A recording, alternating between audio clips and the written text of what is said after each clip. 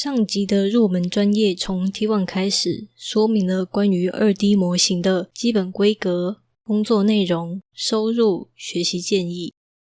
这集要跟大家说的是前置作业检查 PSD。当你收到一个 PSD 的时候，并不能直接丢到 Live 2D 制作，有一些部分是绘师不知道的眉角，我们必须要把关检查，以免当你开工的时候发现无法自行修正的错误。如果你是首次购买 Live 2D， 别忘了使用说明栏中的折扣码，取得软体首购优惠哦。如何制作 2D 模型？前置作业检查 PSD。 1. 为什么需要检查 PSD？ 2. 整体位置置中，待机姿势自然。 3. 拆图前中后逻辑。 4. 零件补图。 5. 零件无图层效果与像素杂点。 6. 零件命名逻辑。 7. 什么软体可以用于拆图。 8. 额外可注意事项。 1. 为什么需要检查 PSD？ 以我自己的经验提出几个为什么一定要亲自检查 PSD 的理由。解析度不足。一个解析度不足的图片会让你在放大的时候看到很粗糙的像素点，等于整个过程视觉上都会不太舒服。正常的委托图片放大时，因为像素点够多，仍然可以保持清晰，而像网络图片则很快就会看到像素点。如果收到解析度不高的图片，可能要思考是否来源并非合法管道。通常我开的条件是 A4 大小 300dpi， 这只是一个习惯而已，不一定要学我。杂乱写实画风。模型使用的画风越是简单，越容易制作。重点就是很少的渐层、晕染、细节。拆图的交界点有很多颜色混杂的写实风，就不适合制作成模型。像是眼睛周围的肤色不只有一种，没办法很轻松地分出部位的边界。或是说点比较容易懂的例子，头发。那些发丝，你没有办法靠自己就把头发拆出来，必须要向绘师要求拆图。并不是说写实风无法做成模型，但是这很需要跟绘师有高度的配合，对彼此都很绑手绑脚，动态效果也不一定精致。缺少需要的零件。Live 2D 说到底，它是一个 2D 软体，你要用平面的零件去达到立体效果，不管你怎么转，它是看不到背面的，而 3D 你可以看到所有的角度。对于 2D 模型，你想要它在待机的状态之后挥手，那你就需要准备挥手的零件。所以收到 PSD 时，需要照着动作需求检查是否有相应的零件。印上了环境光源或材质，角色一旦染上环境光，虽然在静态的时候很好看，但是在动态的时候就会四分五裂，而贴材质则会造成补图处与原图处的不一致。红晕。有些绘师的画法红晕会在眼睛之上，而教 PSD 的时候并没有把红晕跟眼睛分开，因为这种有模糊效果的东西很难处理，建议是画图阶段就跟绘师说明要分开。以上都是我觉得是必须退给绘师修改的项目，即使你的绘师说自己会拆图，就我的经验来说，任何 PSD 到我手上，我还是会依照自己做模的逻辑加以修改，这样子才能确保之后的模型顺利制作。 2. 整体位置置中，待机姿势自然。整个角色要位于中央，上下左右各留一点空间，尤其是左右，可以考虑人体或手臂移动预留空间。而姿势的话，两个手臂放下的站姿是最为常见的。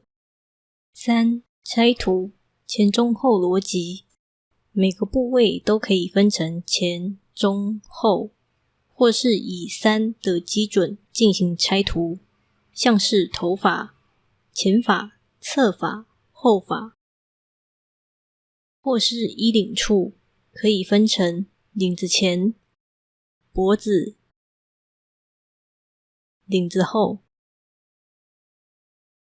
袖子处会有手腕跟看到一点袖子内部，分成袖子前、手臂、袖子后。绘师通常不知道的是要拆补底层的部分，像是后发或是衣服底部。4. 零件补涂。补涂也讲求完整性，一个好的补涂就是给你的动态预留足够的空间，避免露出破绽。像是身体后的手臂、装饰品后的身体、裙子下的双腿、头下的脖子、马尾或辫子。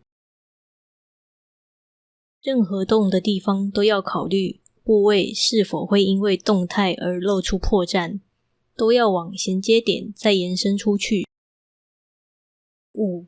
零件无涂层效果与像素杂点。Live 2D 能接受的涂层效果只有3个状态： Normal 通常、 Active 加算、 Multiply 正片叠底。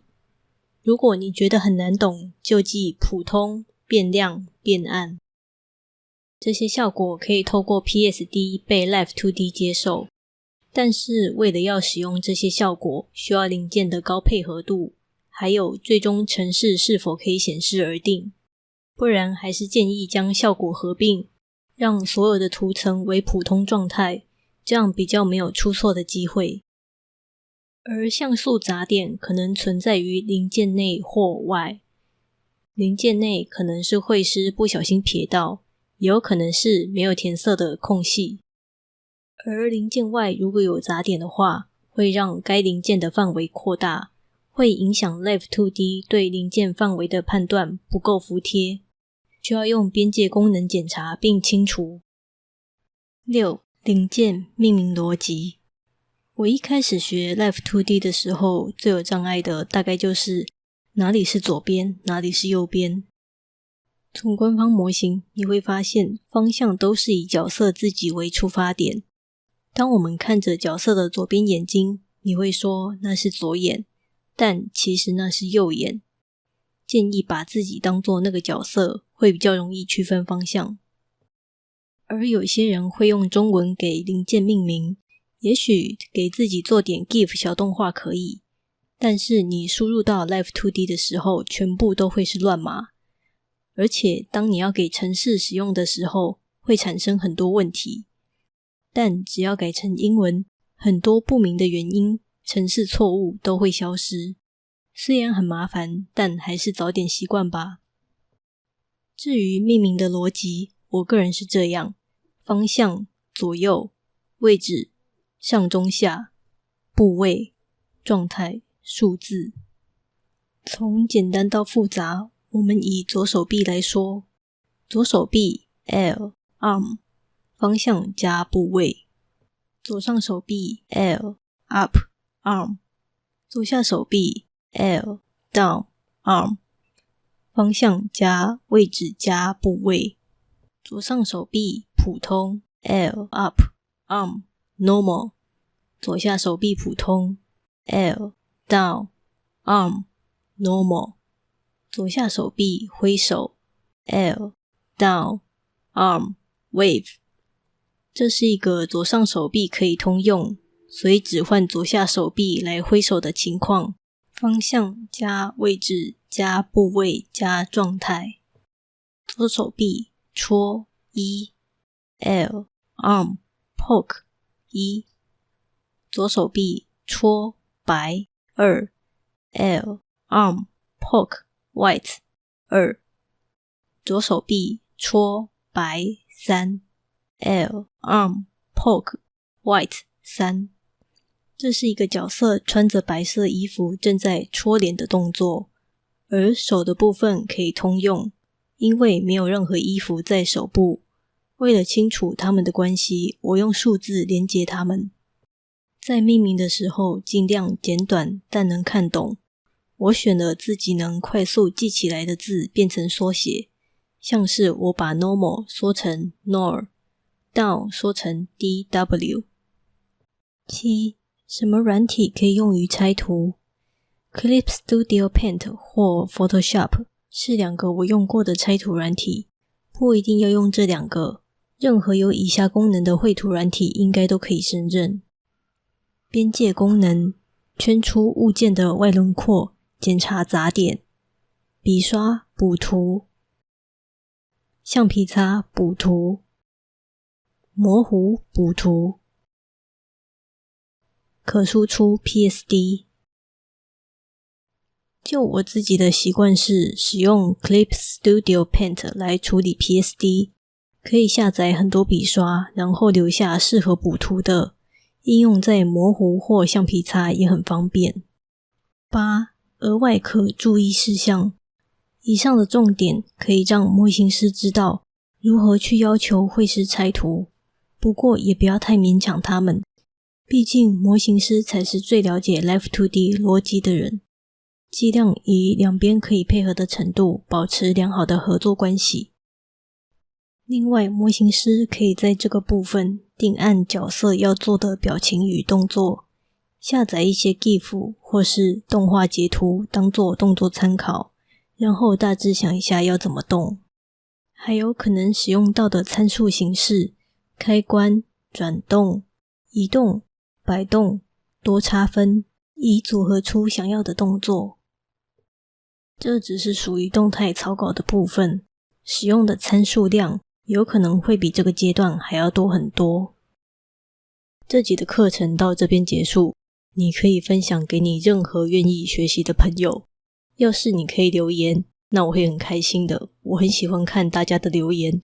下一集的内容是汇入 PSD 与初始化，我们要把 PSD 丢到 Live 2D 中，做像是整理群组、命名、切网格的处理。那期待下集再见。